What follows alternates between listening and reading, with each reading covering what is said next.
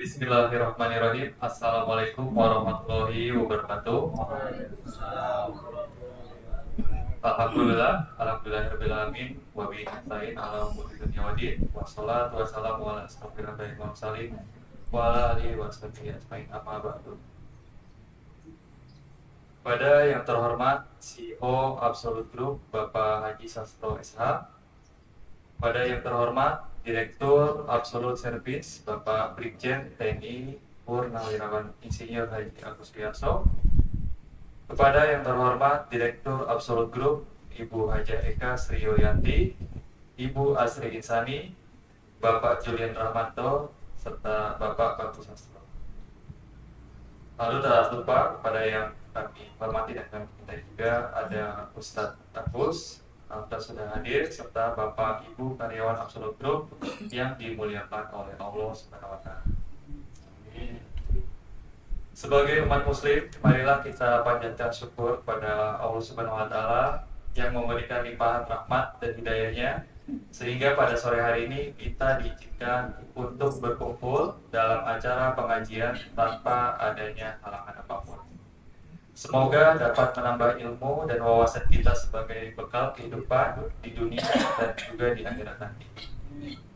Tak lupa salawat dan salam semoga tercurahkan pada junjungan kita Nabi Muhammad SAW beserta keluarga, sahabatnya, dan kepada kita semua sebagai umatnya. Hadirin yang saya hormati, saya selaku pembawa acara diizinkan untuk membacakan susunan acara pada pengajian sore hari ini. Yang mana yang pertama nanti ada pembukaan dengan membaca surat Al-Fatihah, lalu nanti selanjutnya yang kedua itu adalah tausiah yang akan disampaikan langsung oleh Ustaz Haji Muhammad Siddiq LC MPSY yang alhamdulillah pada sore ini telah hadir di depan kita. Yang ketiga nanti akan ditutup dengan doa, akan dipimpin langsung juga oleh Ustadz Siddiq. Untuk mempersingkat waktu, mungkin kita langsung saja. Acara yang pertama yaitu pembukaan dengan membacakan surat Al-Fatihah. Bismillahirrahmanirrahim. Alhamdulillahirabbil alamin. Iya, karena berdua pakai Tuhan. Siratal ladzina. Baik, selanjutnya untuk tausiah yang akan disampaikan oleh Ustaz Haji Muhammad Siddiq dengan tema 3 perkara yang menyelamatkan dan merusak pelakunya. Dan jadi 3 perkara yang menyelamatkan dan merusak pelakunya. Baik, untuk waktu dan tempat kami persilakan. Assalamualaikum warahmatullahi wabarakatuh. Bismillahirrahmanirrahim. Alhamdulillahirabbil alamin.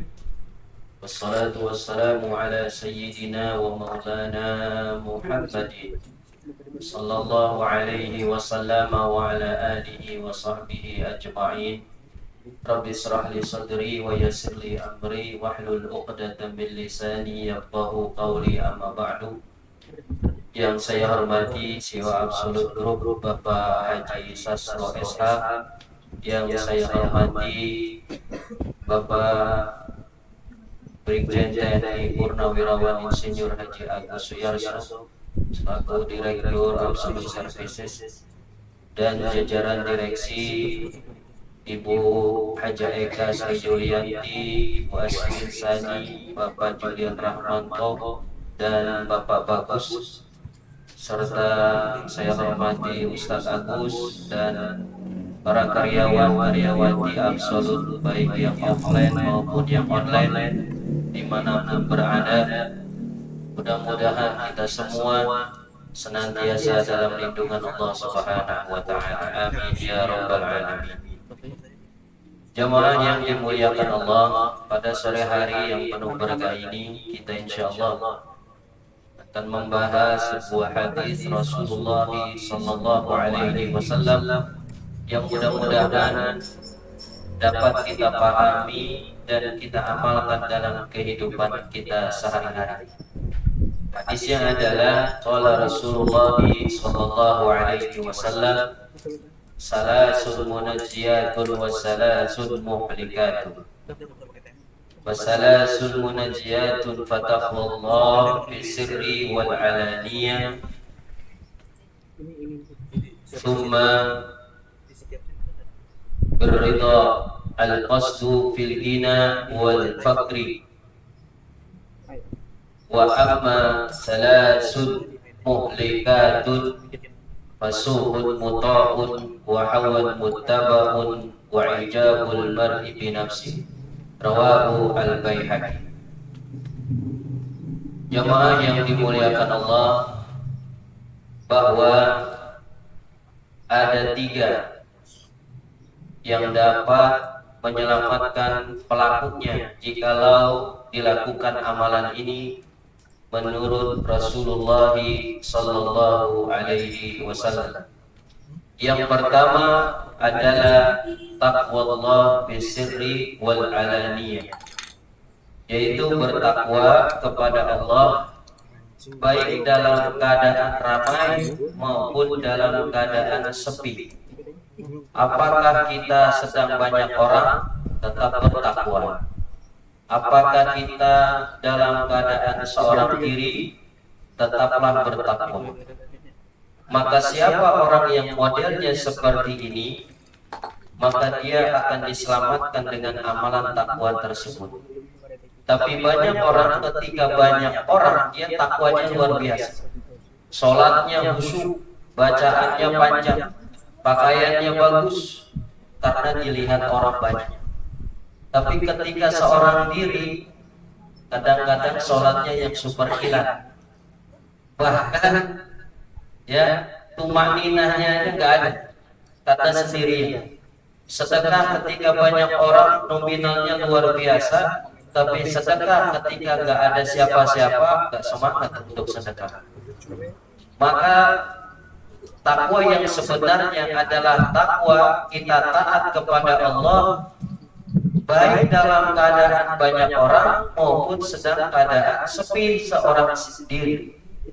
Bahkan bahayanya, ada orang kalau lagi ramai terkesan kelihatannya saleh, tapi ketika seorang diri baru muncul karakter negatifnya. Ini yang bahaya. Maka Imam An-Nawawi rahimahullah, dia mengatakan takwa yang levelnya paling tinggi adalah takwa ketika dia berada seorang diri. Kalau orang banyak, barangkali takwanya ada indikasi-indikasi ingin dilihat orang, ingin dipuji orang, ingin dilihat orang bahwa fulan ini saleh. Tapi kalau seorang diri tidak ada yang menilai, maka disitulah nilai takwa yang paling tinggi, hanya dia dengan Allah Subhanahu wa Ta'ala.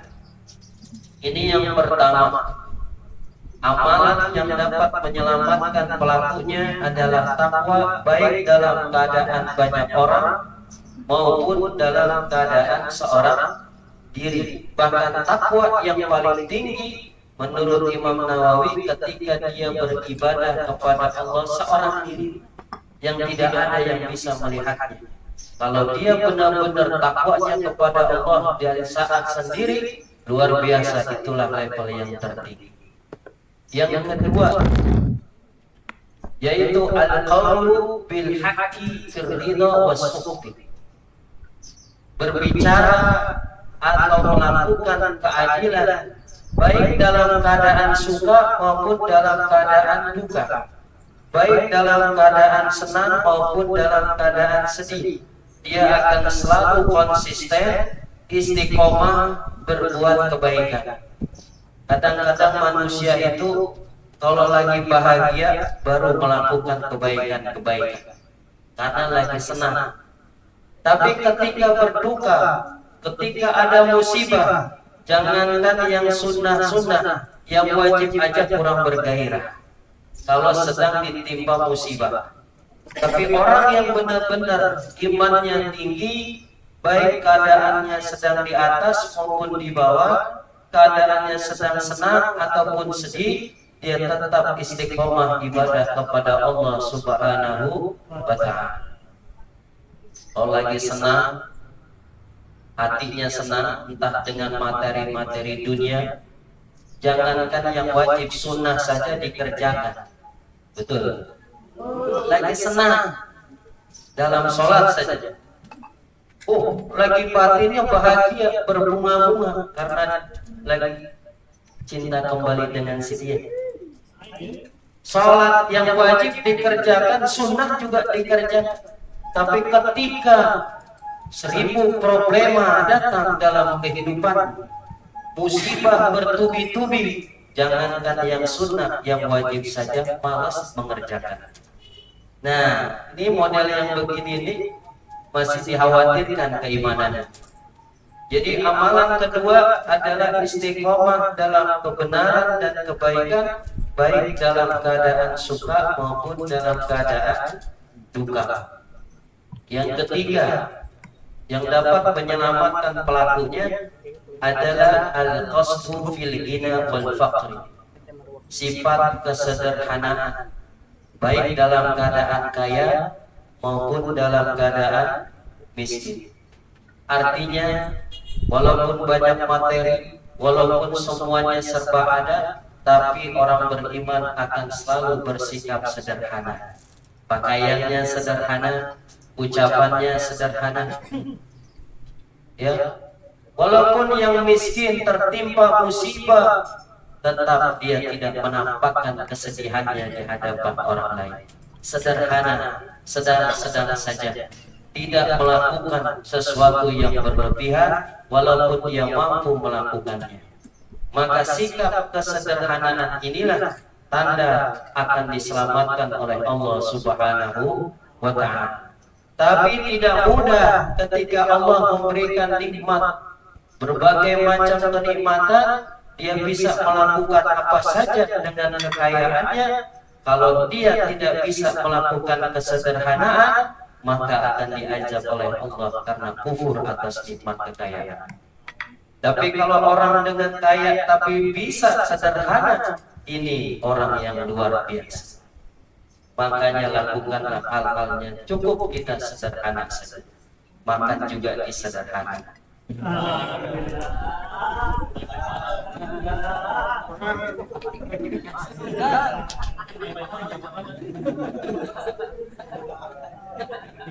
Sederhana bahasanya. Sederhana saja.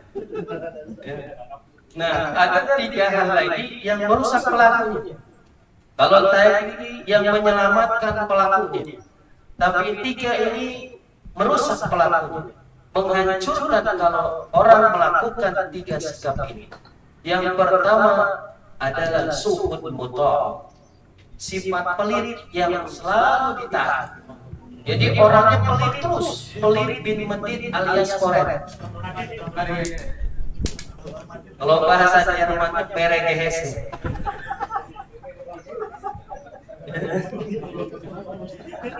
Siapa yang pelit, bakhil, medit, maka hancur pelakunya. Padahal dia punya, dia kasih nikmat yang lebih, tapi nggak mau ngasih sedekah. Nah, ini orang yang pelit. Ada satu kisah di dalam kitab, ada dalam kitab Fawaidul Mukhtar. Jadi ada suami istri sedang makan siang dengan makanan yang lezat, katakanlah ayam. Begitu mau makan, ada yang ketuk pintu rumahnya dari luar. Tok tok tok, assalamualaikum. Akhirnya kata suaminya ke istrinya, "Mama, kau lihat ada siapa?" Pas dilihat, "Pak, ada pengemis minta makanan, belum makan, katanya lapar." "Wah, gak usah, usir aja." "Gak usah, usir." Akhirnya karena disuruh suaminya, istrinya gak tega, tapi tetap diusir juga karena suaminya yang memerintah. Diusirlah pengemis itu yang kelaparan. Akhirnya lanjut makan. Ini pelit nih, tanda suaminya pelit. Akhirnya terjadi perubahan hari demi hari. Qadarullah, suami istri itu bangkrut dalam usahanya, akhirnya miskin. Akhirnya pas miskin istrinya diceraikan karena suaminya akibat pelit tersebut. Istrinya nikah lagi. Setelah nikah ternyata dapat suami yang alhamdulillah orang baik, ekonominya pun baik. Menikah, pada suatu hari istri dengan suami barunya makan siang dengan makanan yang lezat. Tiba-tiba ada yang ngetuk pintu. Mah, lihat ada siapa? Ada pengemis butuh makanan, kasih. Dikasihlah makanan itu. Akhirnya pengemisnya pergi. Tapi keluar, pulang istrinya dekati suaminya, menangis. Ditanya oleh suaminya, kenapa kau nangis? Apa masih kurang makanan yang diberikan kepada pengemis tadi? Tidak, Pak, bukan itu masalah. Kenapa? Saya sedih. Kenapa? Karena ternyata pengemis itu adalah mantan suami saya. Luar biasa. Makanya jangan pelit. Ternyata pengemis itu mantan suaminya yang pertama dari mama. Kisah nyata di dalam kitab. Ini bukan ngarang-ngarang saya. Gak berani ngarang-ngarang. Ada yang melompat ke saya? Kisah nyata. Jangan pelit. Suami istri kalau bapaknya pelit, dan nanti kejadiannya bahaya. Akhirnya nangis sang istri. Akhirnya suaminya pun nangis. Ikut nangis. Papa kenapa ikut nangis? Tahu nggak mama? Apa Papa? Mama tahu nggak siapa papa yang jadi suami mama yang kedua? Nggak tahu Pak. Nggak tahu dulunya papa siapa? Papa adalah pengemis yang diusir oleh papa. Suami kamu. Dan ini kisah nyata.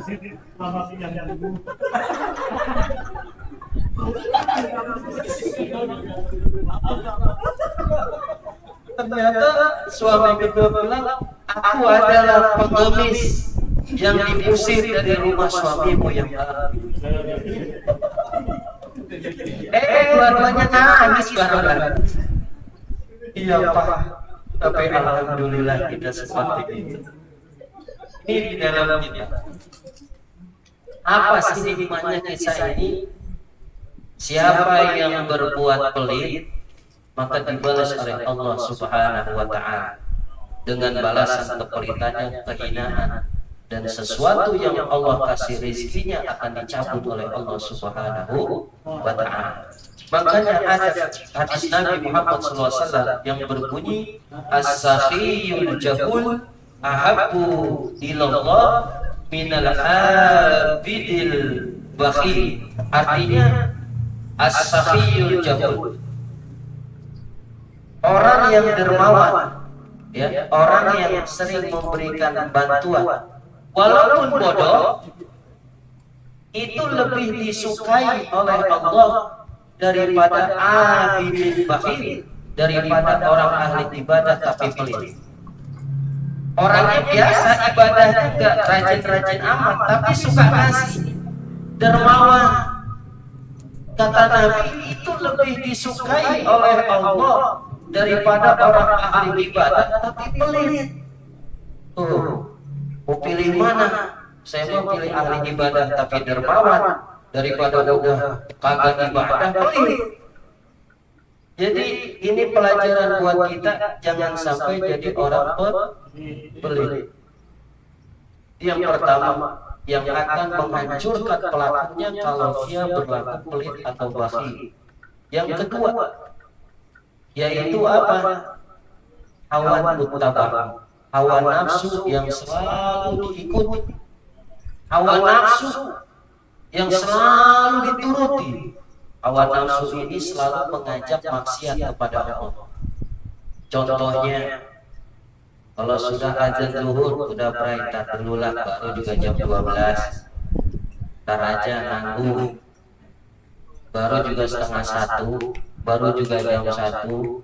Ntar aja. Akhirnya lewat. Ya, nafsu yang dituruti. Jangan sampai kita menuruti hawa nafsu dalam kehidupan. Karena 24 jam hawa nafsu selalu menggoda kita untuk jauh dari ajaran Allah. Maka dari itu Al-Habib Abdullah Al-Haddad mengatakan, ta'arrafin nafsa wa la ta'man bawailaha fan nafsu ahbasu min sabina syaitan. Kata Habib Abdullah Al-Haddad, kenalilah olehmu akan nafsu dan bahayanya hawa nafsu. Karena hawa nafsu lebih berbahaya daripada 70 syaitan. Hawa nafsu kalau dituruti itu lebih berbahaya daripada 70 syaitan. Makanya selalu di dalam diri kita ada dua unsur. Allah mengatakan di dalam kitab ada dunya wa din, karangan Imam Al-Mawardi, Raqaballahu al-malaika min aqlin bila syahwatin. Allah ciptakan malaikat ada unsur akal, tapi di malaikat tidak ada unsur nafsu. Wa raqaballahu baha'ima min aqlin bila syahwatin. Allah ciptakan hewan bisyahwatin bila aqlin. Hawa nafsunya ada, akalnya tidak ada pada hewan. Wa raqaba ibna adam min kilaihima. Allah ciptakan manusia ada akalnya, ada hawa nafsu. Malaikat akal aja, nafsu tidak ada. Makanya malaikat Israel mencabut nyawa. Kalau kita disuruh mencabut itu wanita yang cantik, nggak ada, tak perlu. Ya Allah, itu masih cantik, nggak bisa. Nggak ada negosiasi, nggak ada nafsu. Jadi malaikat akalnya ada, nafsu nggak ada. Kalau hewan nafsu ada, akal nggak ada. Maka pantas kalau hewan hubungan badan nggak perlu ke KUA, wajar. Karena apa? Tidak ada akal. Hawa nafsu saja itu hewan. Tapi manusia ada akal, ada hawa nafsu. Semua manusia ada akalnya, ada hawa nafsu. Lalu dilanjutkan kalimatnya, apabila akalnya mengalahkan hawa nafsunya pada diri manusia, maka manusia itu lebih mulia daripada derajat malaikat. Kalau hidupnya selalu digunakan akalnya daripada hawa nafsu. Tapi kalau manusia selalu menuruti hawa nafsunya, akalnya dibelakangkan, maka derajat orang tersebut lebih hina daripada derajatnya binatang. Maka dari itu janganlah kita nuruti hawa nafsu. Ini detik ini pun hawa nafsu masih menggerogoti kita. 24 jam selalu menggoda kita agar kita tidak taat kepada aturan Allah Subhanahu wa Ta'ala. Itu yang kedua. Ya, yang ketiga terakhir, yang dapat merusak pelakunya, yaitu ijabul mar'i bi nafsihi, merasa bangga atas dirinya atau sombong, merasa sombong dirinya hebat, orang lain lemah, orang lain hina, orang lain kecil, aku yang terbaik, aku yang terbaik. Tuh orang sombong. Saya yang paling ganteng dari laki-laki yang lain. Saya yang paling kaya daripada orang-orang kaya yang lain. Saya paling hebat dari orang lain yang hebat. Nah, ini sombong. Sifat sombong ini dibenci sama Allah Subhanahu wa Ta'ala sampai iblis. Dulu itu iblis di dalam surga dengan para malaikat, ya, dengan siapa? Nabi Adam alaihissalam. Di dalam surat Al-A'raf ayat 11 dan 12 Allah kisahkan, "Umma qulna lil malaikati isjudu li Adama fasajadu illa iblisa wa lam yakun minasy sajidin." Di dalam Al-Quran Allah mengatakan, kami mengatakan kepada para malaikat, sujudlah kalian kepada Adam. Fasajadu, maka semua malaikat di dalam surga sujud kepada Nabi Adam. Kenapa? Karena perintah Allah. Illa iblis, kecuali iblis nggak mau sujud sama Adam, nggak mau sujud. Faqala, maka berkata Allah, bertanya kepada iblis, ma mana'aka alla tasjuda id amartu. Kata Allah, wahai iblis, apa yang menyebabkan kamu nggak mau sujud kepada Adam padahal itu perintah aku? Apa jawaban iblis? Qala ana khairun minhu khalaqtani min nar wa khalaqtahu min tin. Diabadikan dalam Al-Quran surat Al-A'raf ayat 12. Kata iblis, aku lebih baik daripada dia, dari Adam. Kau ciptakan aku dari api dan kau ciptakan Adam dari tanah. Unsur api lebih mulia daripada unsur tanah, maka aku nggak mau sujud kepada Adam karena dia lebih hina dari saya, atau saya lebih mulia dari Adam. Oh, sombongnya iblis. Akhirnya apa? Allah murka, Allah keluarkan dari surga dan dilaknat oleh Allah Subhanahu wa ta'ala. Jadi surga tempat orang yang tidak sombong. Siapa orang yang mau masuk surga, jangan sombong. Orang sombong gak akan masuk surga. Yang sudah di dalam surga saja dikeluarkan. Dikuatkan dalam hadis Nabi, la yadkhulul jannata man kana fi qalbihi misqala dzarrah min kibrin. Kata Nabi, tidaklah masuk surga orang yang di dalam hatinya ada rasa kesombongan sekecil zarah, sekecil atom sekalipun ada rasa sombong dalam sesuatu, dia tidak akan masuk surga. Oh, saya paling ganteng se-absolut. Oh, ada tuh yang begitu tuh. Ada ya. Orang tertentu apa orang mana? Saya paling ganteng, saya paling cantik, saya paling hebat. Oh, merasa paling-paling. Nah, kalau sudah merasa paling-paling, itu sifat iblis. Ana khairun min, saya lebih baik dari dia, saya lebih baik dari fulan, saya lebih. Ini sifatnya iblis. Siapa yang sombong model seperti itu tidak akan masuk ke dalam surganya Allah Subhanahu wa ta'ala. Lawan kata sombong adalah tawadu. Tahu arti tawadu? Tawadu, tawarna duit.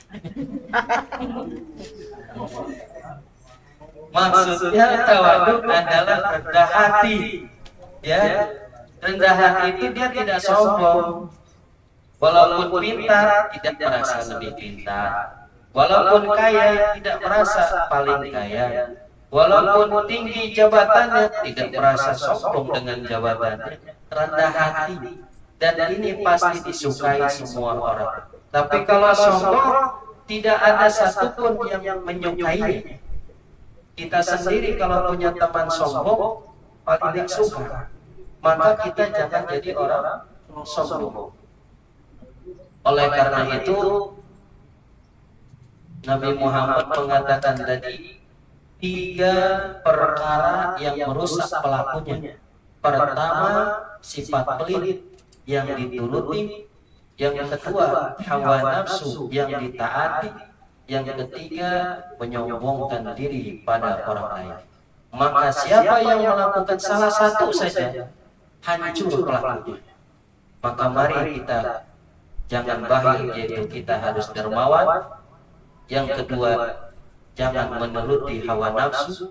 Yang ketiga, hendaklah kita punya hati yang tawadu, rendah hati kita di hadapan orang lain. Jangan sampai kita sombong kepada siapapun, karena semuanya kita adalah hamba-Nya Allah yang lemah, yang tidak bisa punya daya dan upaya kecuali atas izin Allah Subhanahu wa ta'ala. Mudah-mudahan hadis ini dapat kita amalkan bersama, dan senantiasa mudah-mudahan kita bisa melakukan 3 perkara yang dapat menyelamatkan kita tadi. Yang pertama adalah kita ibadah takwa kepada Allah, baik dalam keadaan ramai maupun dalam keadaan sepi. Yang kedua, kita selalu berbicara kebenaran walaupun dalam keadaan bahagia maupun dalam keadaan suka dan duka atau lagi bersedih. Yang ketiga, kita selalu mengedepankan sifat kesederhanaan, maupun kita sedang di atas atau sedang di bawah, tetaplah sederhana dan hindarilah 3 sifat ini. Pertama, sifat pelit. Kedua, turuti hawa nafsu. Ketiga, sifat sombong. Apabila ini dilakukan semuanya mengikuti hadis Nabi, mudah-mudahan kita selamat dunia dan akhirat. Amin ya rabbal alamin. Itu saja yang bisa saya sampaikan, kurang lebihnya mohon maaf. Akhirul kalam, assalamualaikum warahmatullahi wabarakatuh. Assalamualaikum warahmatullahi wabarakatuh. Terima kasih Ustaz Haji Muhammad Siddiq MPSY yang telah menyampaikan tausiahnya pada kesempatan sore hari ini. Dan selanjutnya seperti biasa kita akan ada sesi acara tanya jawab. 2 pertanyaan untuk offline dan 2 pertanyaan untuk online, kami persilakan. Boleh dalam tema, boleh di luar tema.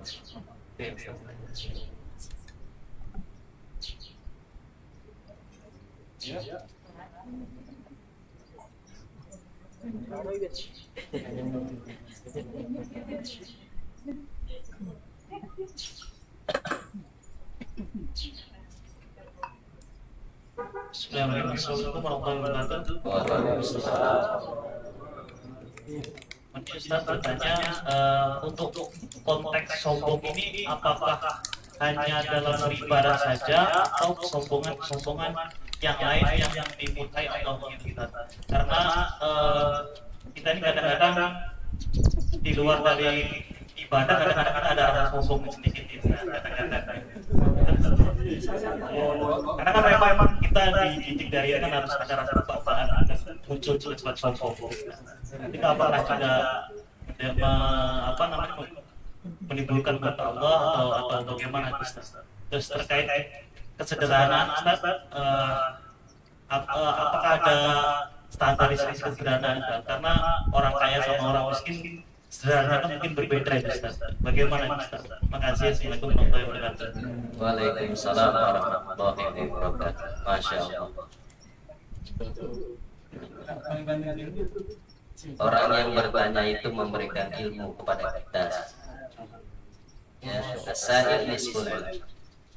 Orang yang bertanya memberikan pertanyaan, maka dia sebenarnya memberikan ilmu pada kita, cuman baru setengah. Nanti dijawab baru jadi satu ilmu yang sempurna. Baik, pertanyaan yang pertama apa?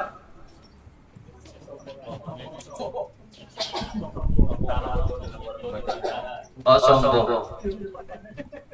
Sombong itu definisinya adalah merasa lebih baik dari yang lain dan merendahkan orang lain. Jadi apapun itu, kalau dia merasa lebih baik dan merendahkan orang lain, maka itu sombong, dan sombong tidak dibenarkan dalam apapun, ya, dalam hal apapun. Jadi ibadah itu tidak hanya sholat, ibadah itu tidak hanya zakat, haji, umroh, tapi semua segmen vertikal, horizontal itu semua kita itu ada aturan agamanya. Dan lawan daripada agama salah satunya khususnya adalah kesombongan. Apapun itu, kalau sudah sombong maka tidak dibenarkan. Tidak ada ajaran agama yang membolehkan kamu sombong. Kecuali ada hadis yang mengatakan sombong kepada orang yang sombong boleh. Biar orang sombong itu tahu bagaimana rasa disombongkan orang lain. Itu ada hadis. Tapi secara dasarnya tidak boleh kita melakukan rasa sombong.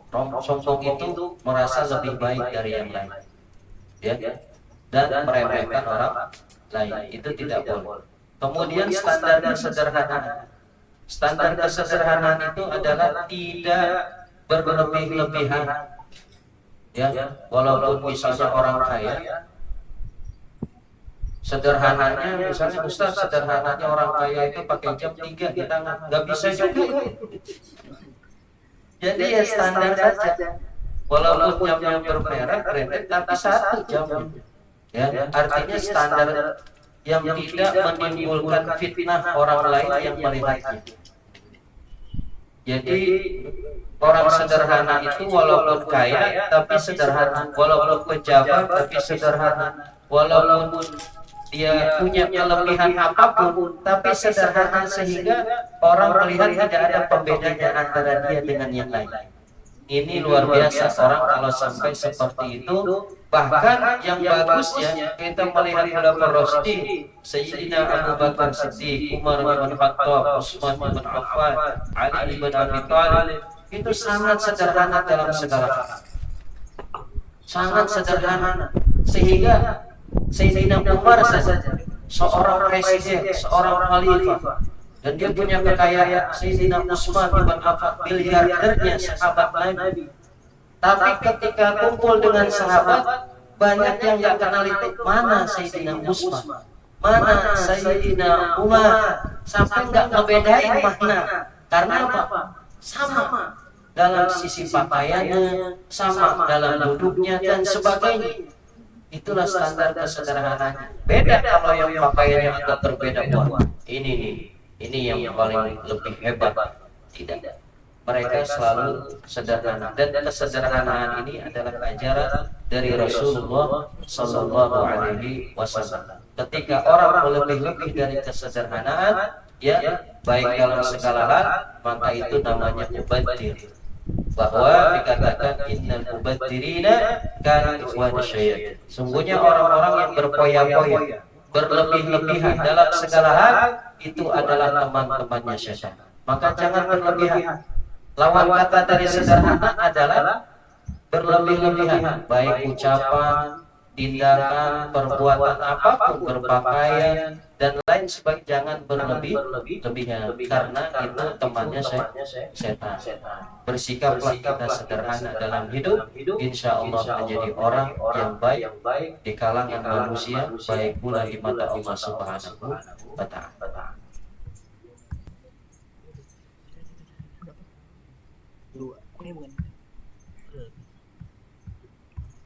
Baik, terima kasih Ustaz. Mungkin ada satu pertanyaan lagi untuk komplek, silakan.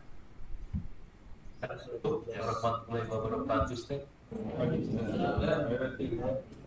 Mau diceritanya, kami pernah bersepeda Ustaz.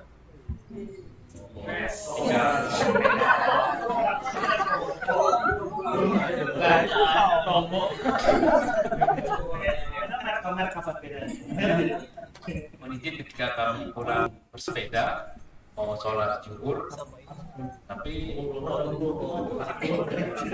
ada sahabat kami jangan sholat di situ Pak, di situ ada makamnya. Jadi masjid ada makam, akhirnya kita geser lagi karena itu di pedesaan banyak yang masjid yang ada makamnya. Akhirnya kita geser-geser terus nggak sholat. Ini Ustaz mungkin ada pencerahannya, ada apa memang tidak diperbolehkan kita ibadah masjid yang ada makam itu. Jadi pencerahan Ustaz. Baik, terima kasih dan pertanyaan. Awalnya luar biasa, ujungnya angkat. Baik, apakah boleh kita sholat atau ibadah, sholat lah ya, di musola atau masjid yang di depannya ada makamnya atau di sekitarnya, apalagi di depannya? Jawaban ulama Ahlus Sunnah wal Jamaah. Kenapa saya sebut ulama Ahlus Sunnah wal Jamaah? Karena ada ulama yang bukan Ahlus Sunnah tidak membolehkan, tapi saya menjawab Ahlus Sunnah wal Jamaah. Boleh, yajuzu sholat fi makanil ladzi amamahul qabr. Boleh sholat di mana depannya ada makam, boleh. Ada yang mengatakan itu seperti kita sujud dan ibadah ke makam. Tidak, niat kita kepada Allah. Ya, jadi boleh banyak, dan ulama-ulama itu ada masjid depannya makam-makam, nggak apa-apa, nggak ada masalah. Toh kita ibadah menghadap kiblat, kemudian sesuai syarat rukun sholat, kemudian niatnya kepada Allah, tidak ada masalah. Mau ada makam atau tidak ada makam, itu tidak ada urusannya kita boleh dan tidak boleh sholat di tempat tersebut. Jadi apalagi nyari lagi ada makam lagi, nyari geser lagi ada makam lagi, nggak sholat, nah itu dosanya luar biasa. Apalagi daerahnya itu sudah umum seperti itu, misalnya tempat sholat makam, tempat sholat makam. Jadi kalau nyari-nyari nggak sholat itu jadi dosa. Walaupun ada nggak apa, banyak kok di tempat kita atau di tempat yang lain. Dan ulama membolehkan. Ketika kita ingin sholat di situ ada makam, nggak apa-apa. Toh niat kita bukan untuk ibadah ke makam, tidak untuk sujud ke makam, tapi kita tetap ibadah seperti biasa hanya kepada Allah, tempatnya suci, menghadap kiblat, rukun syaratnya sesuai, sudah insya Allah diterima Allah Subhanahu wa Ta'ala. Hilangkan keraguan kita kalau kita sholat di masjid, di musola ada makamnya, ini diterima apa enggak, hilangkan itu, yakinkan bahwa insya Allah dengan husnudon kita ibadah itu diterima Allah Subhanahu wa Ta'ala. Itu. Terima kasih Pak Ustaz atas pencerahan. Baik, terima kasih Ustaz atas pencerahannya. Lalu untuk secara online tidak ada pertanyaan ya? Baik. Jika tidak ada lagi, Ada. baik, Ustaz. Mohon dibantu. Assalamualaikum Ustaz, dari Dedi Kicai. Izin bertanya Pak Ustaz, mengapa setan disebut sebagai kafir? Padahal setan mengakui adanya Allah. Terima kasih Pak Ustaz.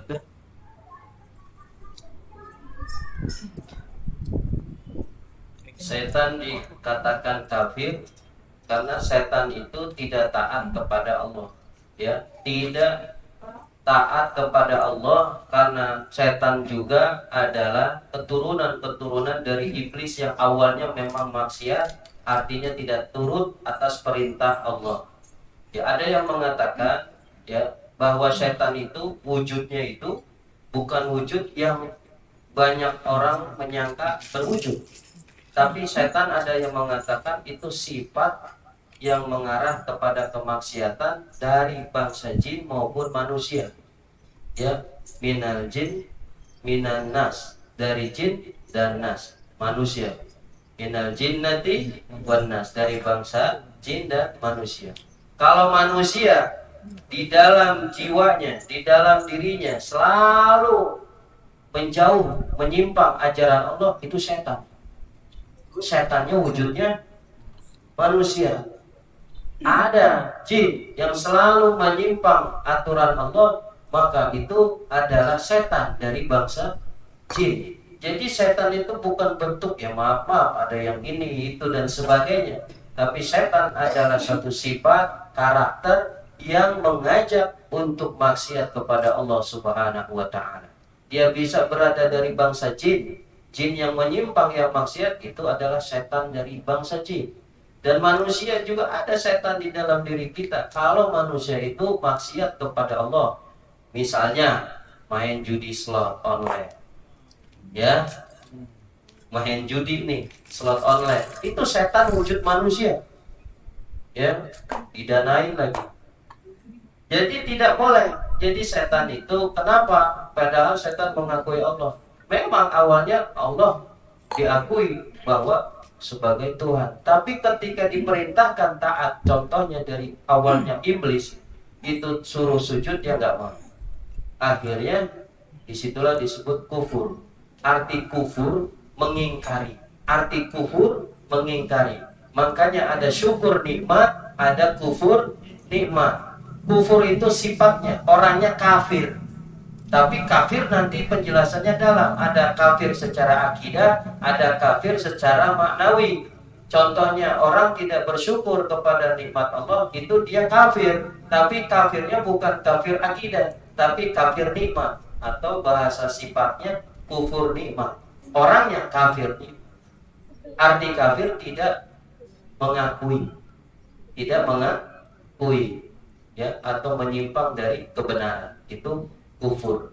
Jadi setan itu dia selalu tidak mengakui Allah itu untuk ditaati, akhirnya menyimpang terus. Dan setan itu bisa ada dari manusia dan bisa juga dari bangsa jin, ya. Di surat An-Nas, minal jinnati wan nas, dari bangsa jin maupun bangsa manusia. Jadi hati-hatilah, jangan sampai kita wujudnya manusia tapi kelakuan setan. Ya, setan ini yang selalu mengajak kita untuk maksiat kepada Allah Subhanahu wa Ta'ala. Kita jadi manusia yang seutuhnya, tetapi dalam pengamalannya yaitu mengikuti ajaran Nabi Muhammad sallallahu alaihi wasallam, taat kepada Allah Subhanahu wa Ta'ala. Baik, terima kasih Ustaz. Karena sudah tidak ada pertanyaan lagi, mungkin kita akan masuk sesi terakhir, yaitu doa.